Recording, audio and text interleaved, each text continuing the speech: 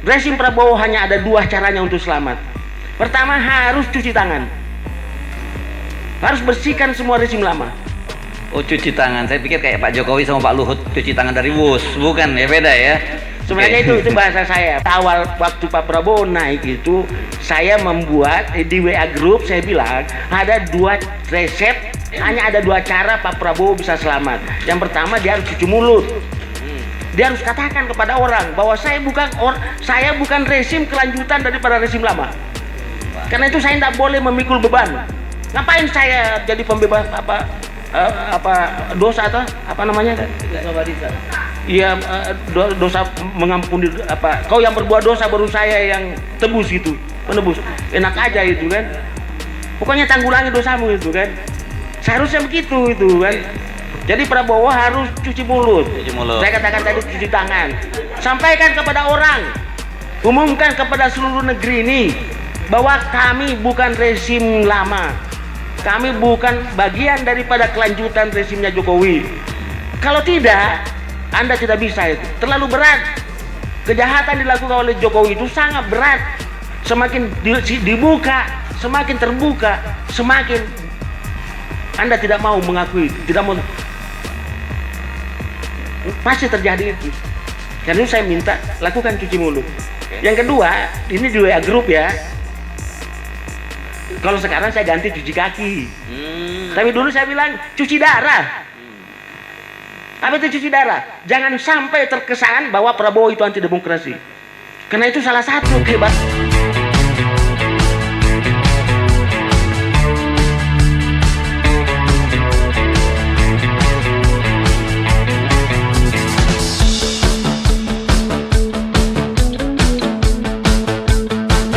Terima kasih banyak Bang Hersu, Bapak Ibu yang saya muliakan, terutama di luar negeri, yang berdomisili di luar negeri.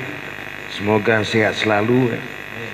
Saya bertambah semangat ya, karena justru dari ya orang kita bangsa Indonesia yang berada di luar negeri yang ikut mengawasi ya kekuasaan ini, penyelenggaraan pemerintahan ini. Jadi kita tidak bisa mengatakan bahwa tidak ada pihak yang menaruh perhatian. Justru saudara-saudara kita yang banyak mengambil peran. Saya jangan sampai dalam negeri menganggap hal ini biasa-biasa saja. Di awal itu saya pernah katakan begini, Jokowi itu adalah presiden terburuk yang pernah dikirim neraka ke bumi. Ya. Mulai nih, mulai. Ada yang dengan pernyataan saya itu ada dua video yang dibuat untuk mengklarifikasi, men-TO saya, jadikan daftar pencarian orang DPO. Itu ada dua video yang dibuat itu. Tapi sebenarnya bukan itu yang saya tahu konsekuensinya, saya tahu risikonya. Cuma ada yang bertanya, apa neraka ini neraka kebetulan? Saya bilang tidak. Sama dengan yang dibuat, buku yang dibuat itu Armada Hantu. Itu bukan Armada Hantu. Itu operasi intelijen yang dibuat dalam bentuk novel. Oh, Ghost Flight ya. Kira-kira gitu. Nah, sama dengan ini. Jadi Jokowi itu adalah hasil operasi intelijen tingkat tinggi. Jadi para penghuni neraka membuat skenario mengirim orang terburuk. Itulah Jokowi.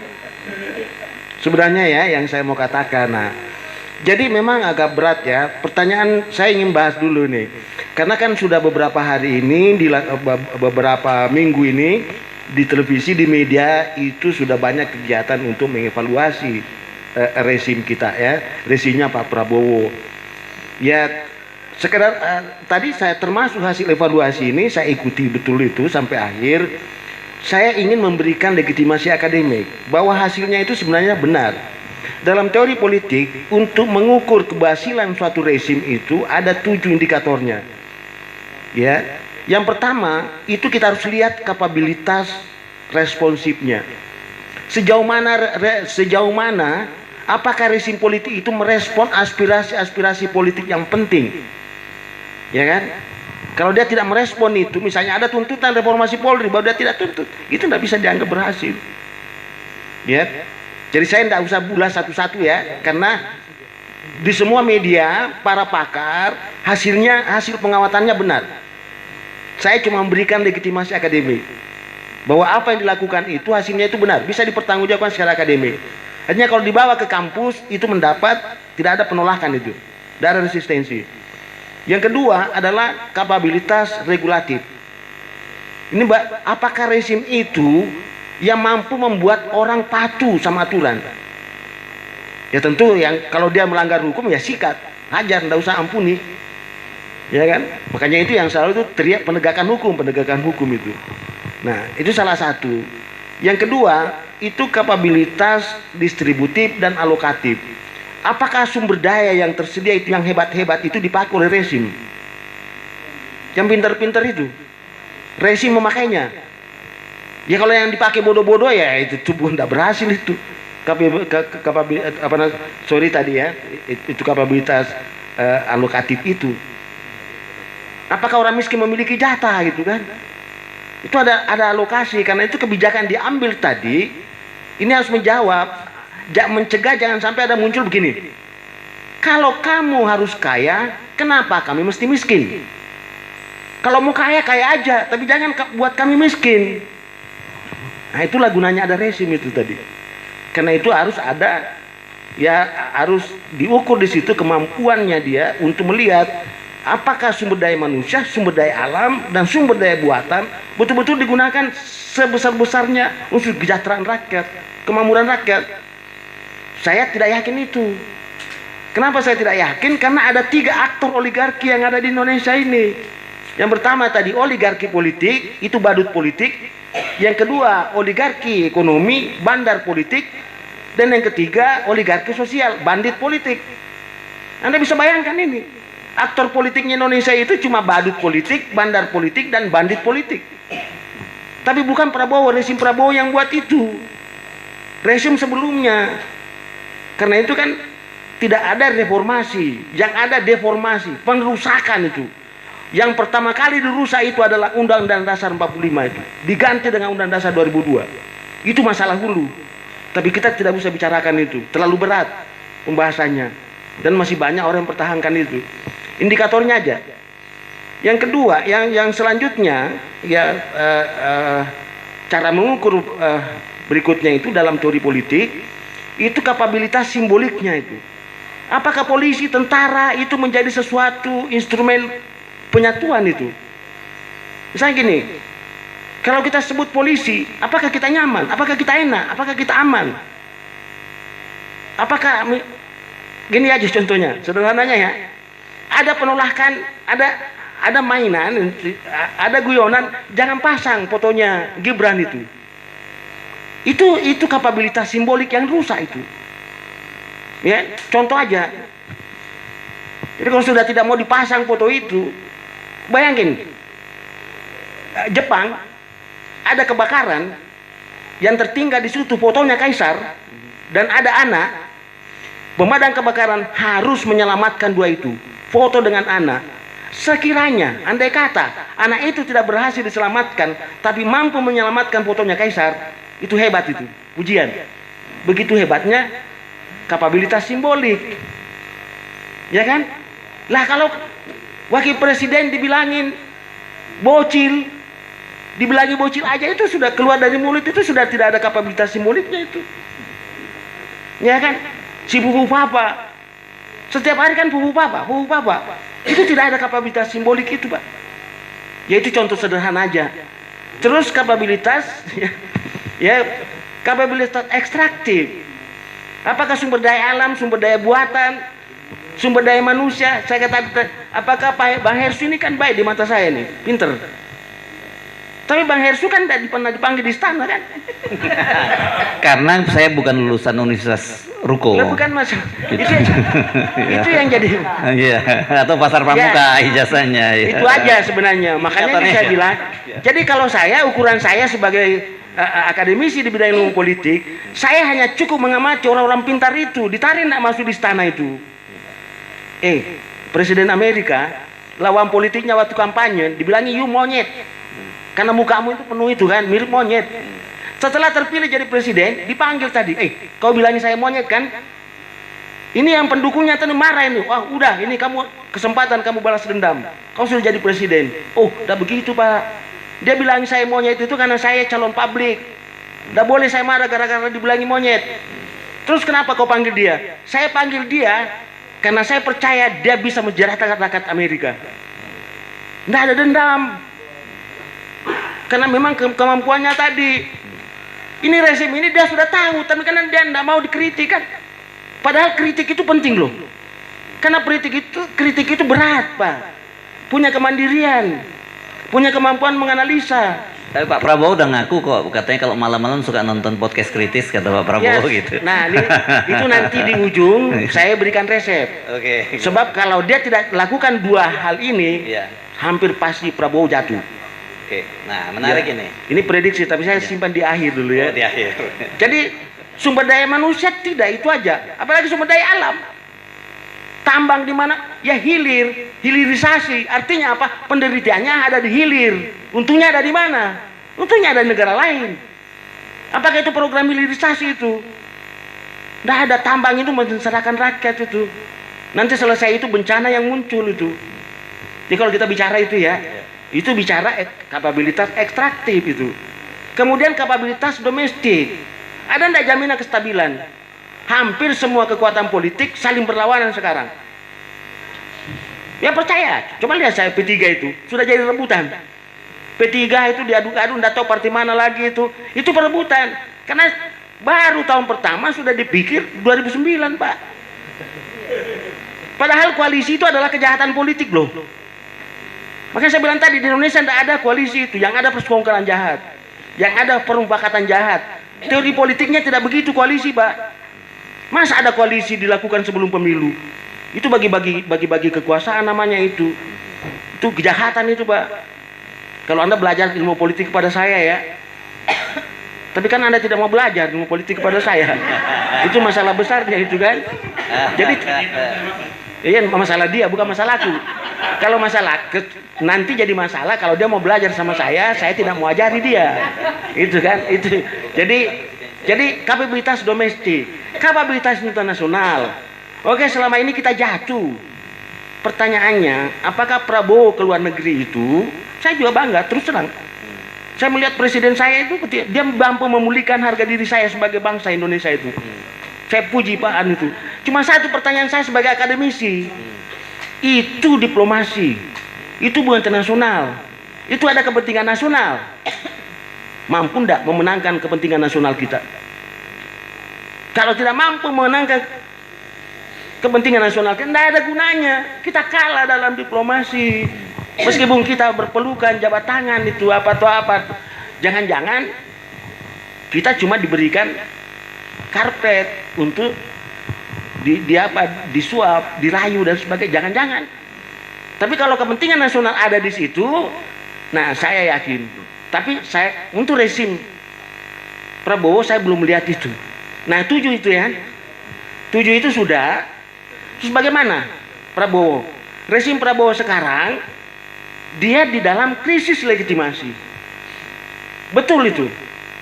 Dia di krisis legitimasi. Dia memulai kekuasaannya dengan hasil pemilu yang bermasalah. Bukan KPU yang tetapkan, tapi Wali Songo. Itu MK Wali Songo ya. Wali Songo itu kan yang tentukan itu, bukan KPU itu. Itu dalam ilmu politik itu jatuh itu legitimasi itu. Yang kedua, ya, membikin kabinet ada rezim lama. Karena itu saya bilang tadi. Ada atau banyak? Ya saya jumlah itu kuantitatif. Ketika saya mengatakan ada itu kualitatif. Okay. Bisa saja satu saya sebutkan, tapi itu sangat berbahaya kan. Nah karena itu saya bilang dia ada rezim lama. Karena itu saya persingkat, nanti saya ditegur Bang Hersu. Ini masalah waktu. Ya, rezim Prabowo hanya ada 2 caranya untuk selamat. Pertama harus cuci tangan, harus bersihkan semua rezim lama. Oh cuci tangan, saya pikir kayak Pak Jokowi sama Pak Luhut cuci tangan dari WUS, bukan ya, beda ya? Sebenarnya itu bahasa saya. Awal waktu Pak Prabowo naik itu, saya membuat di WA Group, saya bilang ada 2 resep hanya ada dua cara Pak Prabowo bisa selamat. Yang pertama, dia harus cuci mulut. Dia harus katakan kepada orang bahwa saya bukan rezim kelanjutan daripada rezim lama. Karena itu saya tidak boleh memikul beban. Ngapain saya jadi pembebas dosa atau apa namanya? Iya, dosa mengampuni kau yang berbuat dosa baru saya yang tebus itu, penebus. Enak aja itu kan. Pokoknya tanggulangi dosamu itu kan. Seharusnya begitu itu kan. Jadi Prabowo harus cuci mulut. Saya katakan tadi cuci tangan. Sampaikan kepada orang, umumkan kepada seluruh negeri ini bahwa kami bukan rezim lama. Kami bukan bagian daripada kelanjutan rezimnya Jokowi. Kalau tidak, Anda tidak bisa itu. Terlalu berat. Kejahatan dilakukan oleh Jokowi itu sangat berat. Semakin dibuka, semakin terbuka, semakin Anda tidak mau mengakui itu, tidak mau. Pasti terjadi itu. Karena itu saya minta lakukan cuci mulut. Yang kedua, ini di WA grup ya. Kalau sekarang saya ganti cuci kaki. Tapi dulu saya bilang cuci darah. Apa itu cuci darah? Jangan sampai terkesan bahwa Prabowo itu anti demokrasi. Karena itu salah satu kehebatannya Prabowo kemarin, dia tidak menetapkan darurat militer, darurat sipil. Seandainya darurat sipil saja, hancur dia. Kenapa? Karena gerakan pro demokrasi dan yang lain-lain mengincar itu. Ingin buktikan bahwa Prabowo itu anti demokrasi. Dia pro kekerasan. Dia melibatkan kekerasan koersi dalam menangani aspirasi itu. Itu yang mau dipancing ke arah sana. Dan alhamdulillah saya melihat Prabowo ini bersyukur saya lihat karena dia mampu mencegah itu. Karena menurut informasi di rezimnya sendiri ada yang mengusulkan itu. Saya bilang di luar, jangan, itu usulan gila itu. Kecuali kalau mau gali kuburnya sendiri silakan.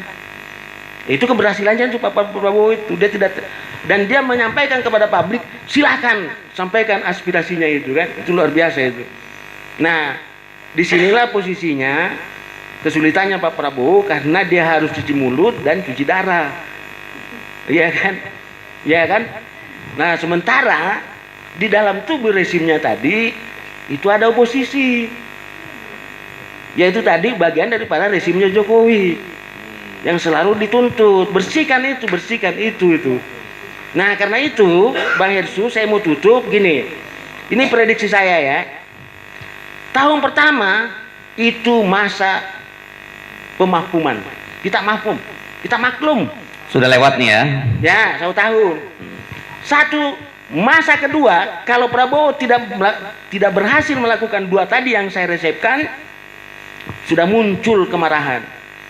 Dan ingat, yang marah itu adalah termasuk pendukungnya. Karena pendukungnya inilah yang sebenarnya yang marah terhadap yang kotor-kotor tadi itu, beban itu, seperti Bang Said itu. 24 karat. 24 karat. Pendukung 24 karat. Bagian besar sini. Dia bukan penjilat. 2014 2019 ya. Nah, yang saya mau bilang gini, ini kan salah satu penyakitnya ini, rezim itu kalau berkuasa, temannya yang loyal tidak dipanggil Pak. Penjilat yang panggil. Iya, akibatnya dia tidak bisa jamin dia kekuasaannya, itu bahayanya itu. Padahal ada dalil yang kuat. Ketika orang-orang baik berkumpul, maka orang-orang buruk bepergian. Jadi ketika orang-orang buruk berkumpul, maka orang-orang baik bepergian. Tinggal memilih itu tadi. Nah kan penilaian saya ini kan manusia merdeka yang orang baik. Kenapa tidak dipanggil bersihkan itu? Kalau saya pemimpin rezim, saya panggil, Bang saya duduk. Ngapain kau ngomong di luar? Ya kan? Bantu saya di sini, sikat habis itu. Gitu Pak. Selesai itu. Kujadikan pokok. Jadi maksudnya gini, Ya. itu Rousseau mengatakan begini, saya menulis risalah ini karena saya bukan pejabat. Kalau saya pejabat, hanya ada dua yang saya lakukan. Saya sikat habis itu, saya melakukan itu, atau saya diam. Nah ini sekarang, terlalu banyak omong-omong Pak. Habis banyak ngomong-ngomong, menulis lagi. Ada menteri menulis di Kompas Pak. Saya tidak bisa bayangkan itu. Apa waktunya itu? Ngapain kamu menulis di Kompas? Udah banyak orang pinter itu kan.